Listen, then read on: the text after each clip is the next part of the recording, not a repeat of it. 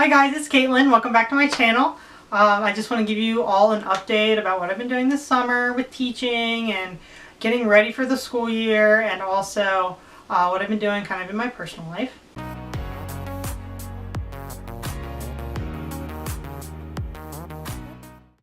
Alright, so let's get started with what I've been doing professionally. So this summer I've been really to get ready for the school year and kind of clear my mind and think about what I can do to be better as far as my practice goes, my pedagogy, and also how I think about learning and teaching as a whole. So the first thing I've been doing is kind of getting in touch with my artistic side and working on hand lettering. A lot of like the Pinterest teachers that I talk about, and I will talk about more in my future videos, they practice a lot of hand lettering techniques for aesthetic in the classroom. So when you see their whiteboards or their posters or things that they are designing, even in their planners, hand lettering is a big part. And also the second thing I've been getting started with also applies with hand lettering. It's I just started a bullet journal. So bullet journaling is something very new with me. I just started it a few weeks ago. It's basically a super flexible version of the traditional planner. So up until recently this year, I've been using the Erin Condren teacher planner and also the Happy planner. Those are super structured, they're beautiful, well organized planners that I think work pretty well. Now, most teacher planners, their period and block scheduling are different than what my district uses. My district has A and B block scheduling with 4 1.5-hour periods a day. So most planners that I've encountered really haven't fit those needs. So I'm excited to see how bullet journaling kind of works with my individual teaching schedule. Also, the fact that I have 3 preps this upcoming year, it might enable me to really plan out my schedule in a way that suits me. So this is what my bullet journal looks like so far. It's got a husky sticker on the front, like my dog's. But yeah, I've just gotten started. If you're interested in doing maybe a flip through when I've gotten through a little bit farther, put a comment in the description below. Put a comment below. The next thing that I'm going to talk about that I'm doing to get ready for the school year is professional development. No matter how much we love or hate professional development, it is important to every teacher to kind of get your feet wet in something new that you haven't thought about. I in particular like to choose professional developments that I've never tried before, I've never encountered, it's a phrase that I've never heard of, or it's working with people from other schools that I've never worked with. So I'm actually going to read a list of PDs that I'm signed up for, and you're probably going to raise your eyebrows at how many sessions I've actually signed up for, but what I kind of do is try to sign up for a lot to hold my spot and then think about them over the next couple months. So I sign up early, and then I really kind of a month before think about what I really want to do, and then drop the classes I might not want to.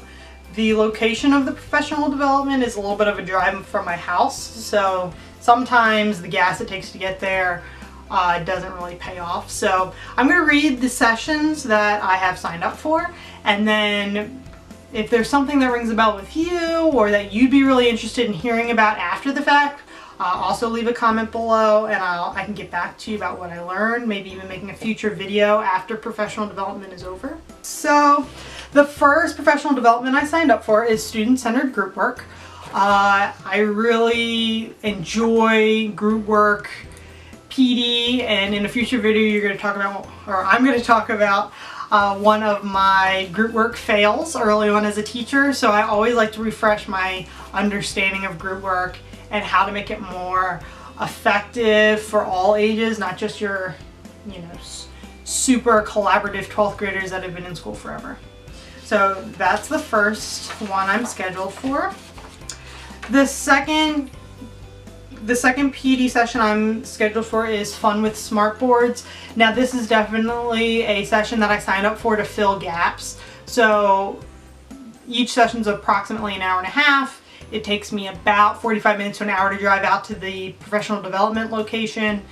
I really don't want to go an hour out of my way just to go for 2 hours and then have to drive all the way home for a small stipend. So sometimes I like to take a bunch of sessions and then fill in any gaps I have with other PD that might not be as relevant to me, but I'm there, so why not get the credit?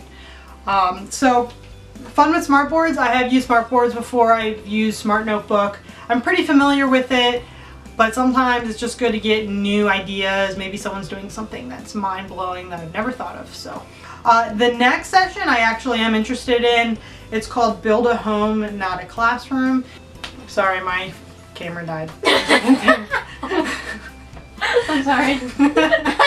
Anyway, Build a Home, Not a Classroom. I think the gist is classroom procedures, environment that makes your classroom inviting for students that might not have a home, that they can come in and just kind of relax, and the fact that they know that you're there for them holistically. The next PD that I'm interested in, I'm signed up for, I might drop, who knows, is classroom management for active learners. So classroom management is always good to refresh on, to get new ideas, you know, things that you might have learned in college or first year teaching a long time ago and you forgot about it. We kind of get in our own classroom funk, our own little things we like to do, and then we forget about those important things that we have to do every day to make sure our class runs smoothly. So probably the last PD that I'm going to talk about, I have a few more here, but the last PD that I want to talk about is something that kind of interests me. How I stopped teaching on Fridays. Interesting title, right? I'm just going to go ahead and read the description to you, see if it's something that would appeal to you. So who doesn't like taking Fridays off? In this session, teachers will practice ways to incorporate student-based practices that can allow teachers to plan, prepare, and then watch as students teach and learn without direct instruction once a week. That was super interesting to me, to dedicate one day every week where the students do things on their own, that you can plan and then let them interact with the material. This is kind of mind-blowing to me. I'm interested to see how the teachers in my districts actually implement it. Me being a high school teacher, I have a block schedule, so it might not be every Friday, it might be every Thursday or Friday.